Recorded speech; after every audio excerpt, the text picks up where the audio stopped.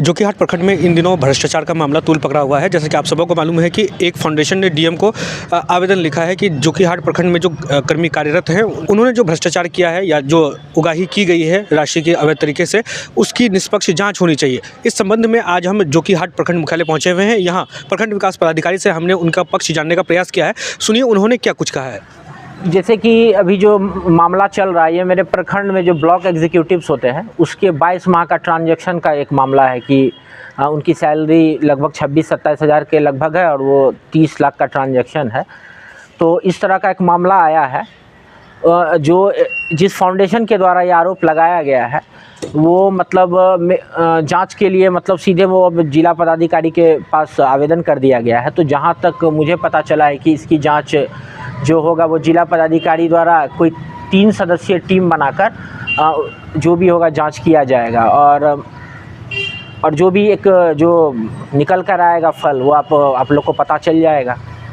आपने अपने स्तर से जांच किया सर, क्योंकि वो जो है आपके नीचे स्तर के पदाधिकारी जिन पे आरोप लग रहा है, तो आपने क्या अपने स्तर से जांच की है इसकी? एक मोटे तौर पे मैंने उनसे पूछा है, मतलब एक तरह का वो जांच नहीं किया है क्योंकि जांच के लिए मुझे स्टेटमेंट वगैरह चाहिए था तो वो मुझे उपलब्ध नहीं हुआ है। मोटी तौर पे मैंने जांच किया है, उनसे पूछा है तो उन्होंने बताया है कि जो भी पैसा आया है वो मतलब एक संविदा कर्मी है और संविदा कर्मी और उसको संविदा कर्मी कुछ पैसे वो अपना जो उनका जो ज्ञान है कंप्यूटर के क्षेत्र में वो और बाकी जगहों पर भी काम करके वो काम करते हैं और वहाँ से उसको पैसा अर्न होता है। कुछ पैसा उन्होंने अपनी बहन की शादी के लिए उधार लिया है और हाल में ही उनका एक बच्चा हुआ है जो अभी वो एक तरह से दिव्यांग बच्चा पैदा हुआ है, उनके इलाज में भी उसका खर्च हुआ है तो उनके इलाज के लिए भी उन्होंने कुछ पैसे उधार लिए हैं, मुझे इतना पता चला।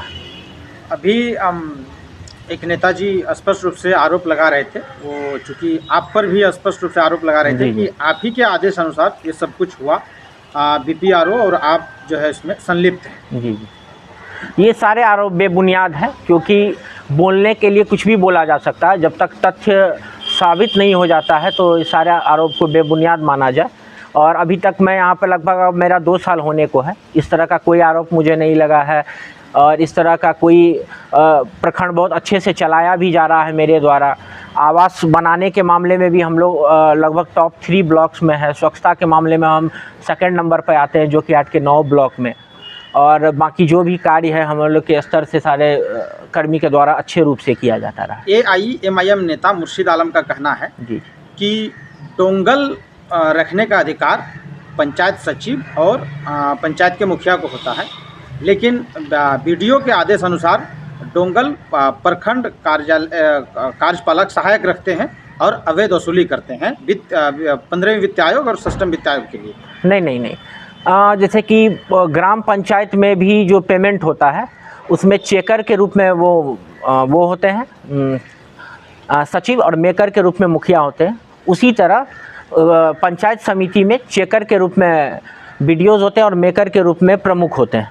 और मेरा जो डोंगल वो मेरे पास रहता है और उनका जो डोंगल है वो प्रमुख साहब के पास होता है। पेमेंट का प्रोसेस होता है, डोंगल लगता है, OTP आता है और उसके बाद पेमेंट का प्रोसेस किया जाता है। AIMIM नेता का स्पष्ट रूप से कहना है कि ई ग्राम स्वराज में योजना एंट्री के नाम पर 5% की उगाही BDO और BPRO कार्यपालक सहायक के माध्यम से करते हैं। नहीं, ये पूरा सरासर बेबुनियाद आरोप है।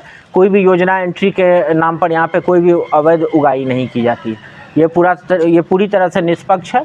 आप किसी भी समिति से, किसी भी तरह के मुखिया से आप जाकर इसका स्पष्ट तरीके से पूछ सकते हैं। सर, जोकीहाट के कुछ जनप्रतिनिधियों ने भी ये आरोप लगाया कि अभी बड़े पैमाने पे आवास योजना के लिए आवेदन होना है। जी, लेकिन ब्लॉक से ये खुलकर आपका ही नाम आ रहा था। जी, ब्लॉक से ये दबाव बनाया जा रहा है कि 1000 रुपये दिए जाए। वो लोग क्षेत्र में आम जनों से 1500-1000 रुपये वसूली करते हैं। जी, तो इस पर आप ये भी सरासर बेबुनियाद आरोप है। और अभी मुझे 2 मेरे आवास सहायक से शिकायत भी मुझे प्राप्त हुई है। जैसे कि एक भगवानपुर में 13 नंबर वार्ड के एक मेंबर के द्वारा पैसा वसूल किया जा रहा है, उस पर भी मैंने उसको हड़काया है और मैंने उससे बोला है। और और उसके बाद एक और पंचायत है, मैं अभी रिमाइंड नहीं कर पा रहा हूँ। इस तरह का कोई भी जो भी आरोप लगाया जा रहा है वो सरासर बेबुनियाद है।